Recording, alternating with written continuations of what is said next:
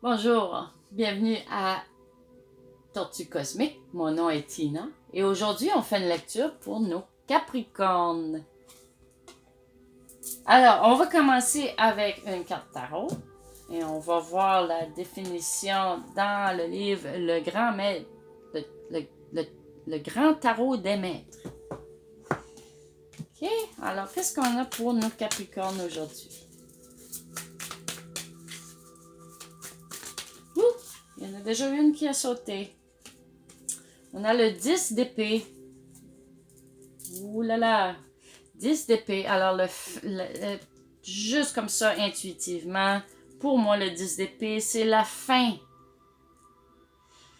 de nos problèmes, genre comme les problèmes qui nous ont fait mal au cœur. Okay? Alors, on va aller voir la définition dans le livre. Oups. OK. 10 d'épée.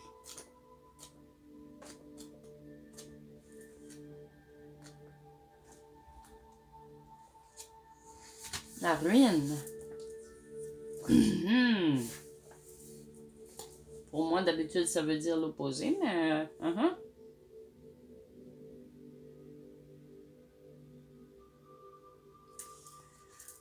Aspect initiatique. C'est l'union féconde où l'être humain, dans son rôle unificateur, il unit le ciel et la terre et épouse toute la création pour l'amener à sa transfiguration divine. Il sert aussi à relier deux idées, deux concepts, deux objets, tout comme il représente dans le corps humain la colonne vertébrale qui relie les deux côtés du corps ainsi que le corps tout entier à la tête. Sinon, c'est le chaos et l'anarchie. Aspect divinatoire. Tout ce qui peut se passer la nuit, c'est la fin d'un cycle. Les déplacements seront décevants. Possibilité d'une remontée vers la lumière. Alors, bien souvent, quand on met fin à un cycle, c'est pas toujours plaisant. Puis, on rebâtit l'effort pour pouvoir nous remonter de nouveau dans notre propre lumière. Alors, on va aller clarifier un peu plus. On va aller avec les dés de la destinée. OK? Alors, on va découvrir la première dé, c'est dimension personnelle de votre destin. Le deuxième, c'est l'influence actuelle de votre destin. Et le troisième, c'est influence complémentaire de votre destin. Alors, c'est un signe de terre. On va commencer avec celui qui est plus brun. Numéro 6. 6 est le premier.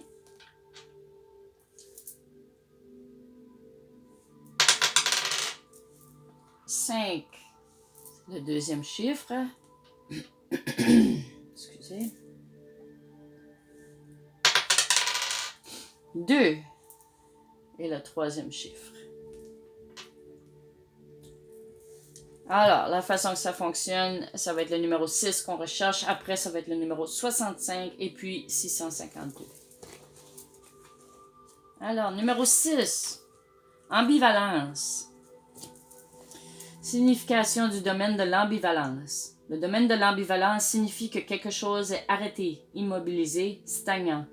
Ce domaine indique un problème de dualité, de division ou de lutte se pose. Vous devez chercher à savoir si l'ambiguïté et la confusion ne viennent pas du langage et du choix des mots. Dans ce domaine, on est préoccupé par un état intérieur de doute, d'hésitation, de perplexité. On se demande comment agir, quelle décision prendre. L'aspect statique de ce domaine indique un temps d'arrêt est souhaitable. Peut-être est-ce un obstacle qui empêche le mouvement. Ce n'est pas le temps d'agir. Une période de solitude peut être nécessaire. Le silence est recommandé pour une analyse de la situation. À la limite, ce domaine suggère l'idée de rupture et se pourrait que quelque chose s'immobilise, prenne fin ou même disparaisse. Il s'agit du domaine de l'épreuve. Il faut faire preuve de persévérance et de courage. Le 10 d'épée, d'habitude, ça signifie comme la fin du temps des épreuves. Alors, après, on rentre dans la catégorie de la guérison. OK, alors ça, c'est numéro 6. Alors, on va aller voir pour numéro 65. Amour. Ah, c'est bien. C'est, effectivement, ça dit la solution de l'ambivalence. Bon, ça a bien tourné. Vous cherchez à harmoniser les multiples aspects d'une situation. Vous n'y arriverez qu'en faisant preuve d'une grande compréhension et d'amour. Vous devez réussir à équilibrer les échanges avec une autre personne. Cette personne possède des qualités complémentaires aux vôtres. Elle est plus active, plus raisonnable, plus affectueuse, à moins que ce soit l'inverse. Dans un cas comme l'autre, elle vous procure ce qui vous fait défaut. L'état d'amour est un perpétuel mouvement, une danse des contraires, une harmonie supérieure. En vous y abandonnant, vous découvriez que vos doutes vous retenaient indûment. Conseil: donner, s'ouvrir, recevoir, unifier, rendre intime, s'oublier, s'abandonner, garder confiance. Puis, on va aller voir pour le chiffre 652. Oups.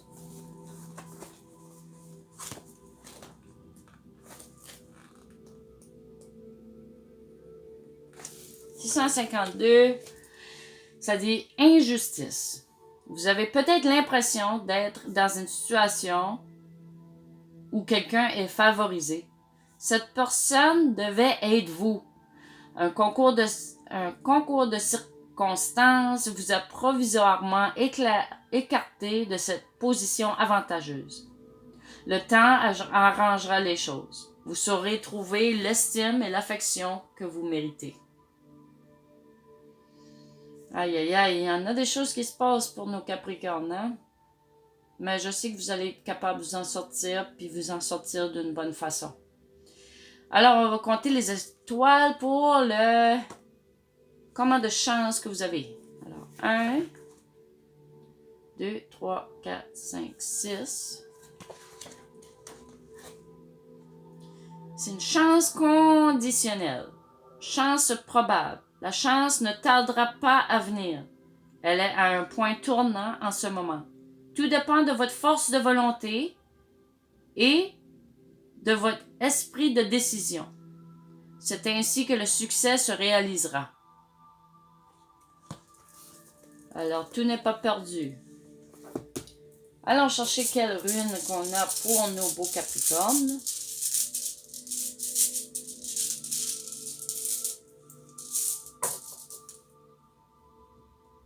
Ok, on va aller voir c'est laquelle.